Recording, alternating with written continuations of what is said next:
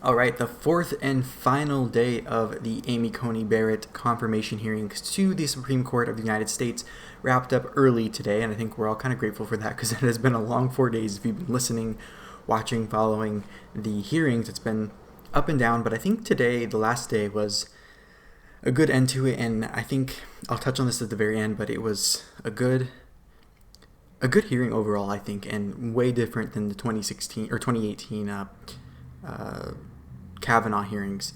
And today was, I think, a lot of the human sides of people were shown, and a lot of across the aisle compliments and willingness to work together, and also some important debates and important discussions were had. So I thought it was a great day overall, and I wanted to share some thoughts regarding the quote-unquote expert witnesses that were brought forth by both sides, meaning people for the confirmation and against. So I wanted to get into that right now, and it appears that the same themes were present in today's hearings regarding witnesses as the other days regarding healthcare and racial injustice and the like. So I will get into some thoughts and some things I want to debunk or refute that some of the expert witnesses had brought up. So I will get into that right now. So let's get into it. So most of the criticism, of course, came from the fear tactics that were being implemented to make people fearful in America that this judge being confirmed would be hostile or basically be a guarantee that the Affordable Care Act would be struck down, and that was a lot of what was going on. And they had a few witnesses that were not necessarily lawyers or judges, but that were people who have benefited from the Affordable Care Act and are advocating for it to be around still. So one was from a mom who had a mixed race background and emphasized that part of her life and the fact that she was able to get an abortion at a young age, at age 16. She now has a trans child, and then they also had a witness who was talking about how they are directly working with disadvantaged people who maybe don't have access to healthcare or maybe not as good as healthcare, and how the Affordable Care Act is important to uphold for them. And then there was a parent of children with special needs that the special needs that they have with rare conditions would lead to bills medically in the millions already, even though they're not very old.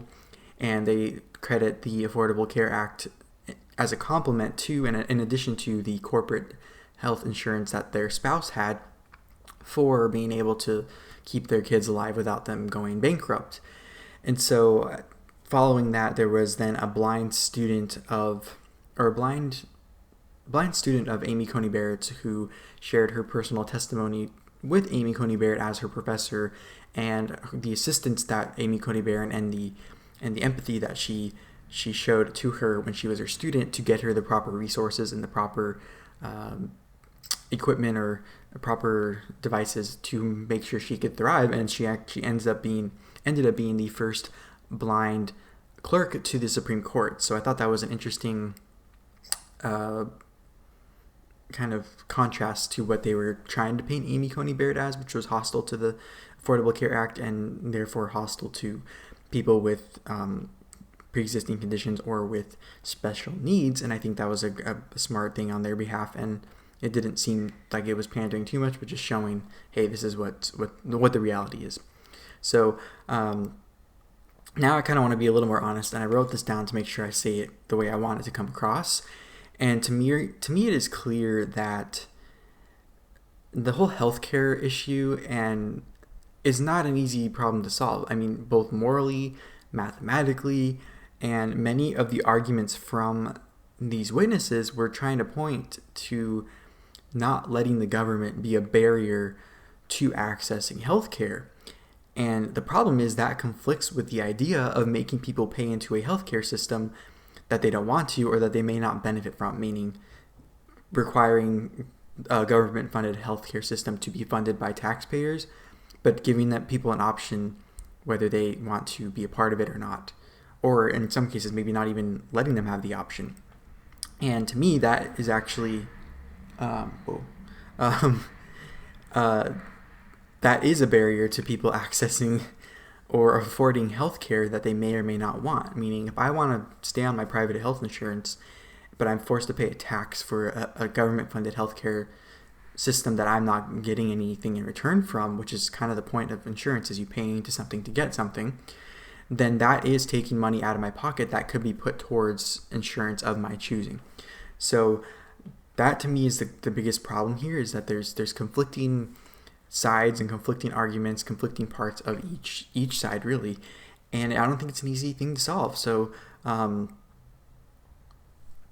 that's what I want to touch on now. Maybe I could probably write an essay or like a thing kind of working through my thoughts, and I would, if you want to hear my thoughts or me kind of analyze different sides of it and how they conflict with each other, just from my perspective of being a data analyst by trade and crunching numbers and being a good at balancing budgets, and also kind of being logical and being able to observe things that maybe contradict each other. Let me know in the comment section down below, whether you're on Rumble or on YouTube or sharing this on Parler. Let me know. All right, so then as far as the doctor they had speak, who was talking about public health precautions that should be more or less, he was skirting around the word forced, but more or less he was saying that everyone should be following certain things. Unfortunately, that is not how we do things here in America. I mean, people living here know that we have freedoms, hopefully, or it's important to be reminded of it in this time. And we've seen in this short period of time, over the past few months, over this year, over the pandemic, how giving up that freedom to choose how we live our life and those freedoms that we inherently have has actually given people, and has been assigned to a few people, to keep taking more and more of it because we've given it away so easily for a second. So I don't think it's going to be an easy task for going forward for the argument of forced anything to hold any ground, or for not to be given as easily, considering we've tried it already and it's been a quick road to those more and more freedoms being taken or trampled on. So that's going to be, I think, the biggest challenge going forward. And as far as the more judicial legal side actually attacking Judge Coney Barrett, a lot of the attacks came from her being an originalist, and I'm not a legal expert, I'm not a lawyer, I'm not any of that, but just from a logical perspective, I wanted to kind of hit back on some of the legal experts, quote unquote, that were present giving witness testimony in opposition to this nomination. And I believe they are actually mischaracterizing what she means by originalism from what I've heard about her testimony. And my understanding I'm open to any legal or any professional legal input you may have or opinion you may have. I see originalism as, and what they've said, as the belief in the original meaning, and actually textualism as well, the original text of the Constitution. Here's the thing. The original text of the Constitution allows for changes and allows for amendments, if I'm understanding correctly. So they're conveniently leaving out the fact that if she believes in original text to the Constitution that specifies that you can amend the Constitution through these processes, which have led to us having amendments, which she has defended and said, I enforce the amendments because they are law. I think they are doing a disservice and mischaracterizing and misleading the public by saying that she, for instance, doesn't believe in the amendment to voting rights, or the amendment to civil rights, or amendment to whatever the amendment may be. And I think they're mischaracterizing her and hoping that people are ignorant to the fact that the Constitution states it can be changed, and that the founding fathers knew that it would evolve. And while she believes in the original text, if there's an amendment to that text that was ratified through the constitutional process as stated in the original Constitution, that does not support their point, and if anything, that actually goes against what they were trying to prove and paint Amy Coney Barrett as. And it's actually a good thing that she believes that, because that actually supports their cause, which they kind of are doing these somersaults, reverse psychology type things that are weird, that I see through, and I think a lot of people see through. So anyways, I wanted to touch on that and hit back at some of the experts who were trying to paint her as something she clearly is not. And then they were attacking her also for expanding rights of gun ownership for self-defense, while actively trying to say that she will restrict rights that don't currently exist, like healthcare. It's a fact that some people believe healthcare is a right, but it is not under the Constitution or under law considered a right, from what I understand and from what I've been hearing. So they are doing these backwards things, saying something is a right, and then, or painting it as a right, and trying to convince us it's a right, and then saying that she doesn't believe it, that it's a right, even though she's actually following the law, and they are trying to convince people to change the law or get support to change the law. So I thought that was very interesting. And it's just funny to hear people criticize her of, or be fearful of her potentially endangering rights or getting rid of rights, while actively panning her or bashing her for making sure people have the rights that are under the Constitution's Second Amendment, the right to keep and bear arms for self-defense. So, very interesting.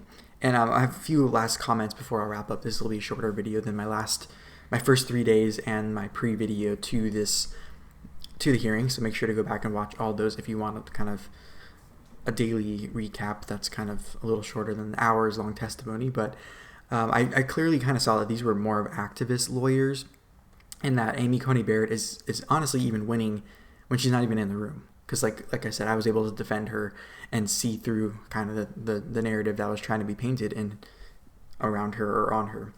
And as far as they mentioned lawsuits against colleges that are discriminating based on race to fulfill a diversity quota, most notably Ivy League colleges like Yale and Harvard, of course, I think they are going to oppose her nomination, because I think it was Senator Blackburn yesterday that pointed to this being the reason that a lot of people may be opposing her nomination is she is not from the Ivy League elitist type world. She did go to Notre Dame, which is still a good school, and she's from Louisiana, and so she's not part of that culture. And I think that's also why she's very attractive as a nominee to a lot of people in America, even some people who maybe wouldn't typically go for a Republican nominated Supreme Court nominee. So anyways, the problem with this is I think it's striking that people advocating for diversity believe that discriminating based on race of a different race than their own is the answer to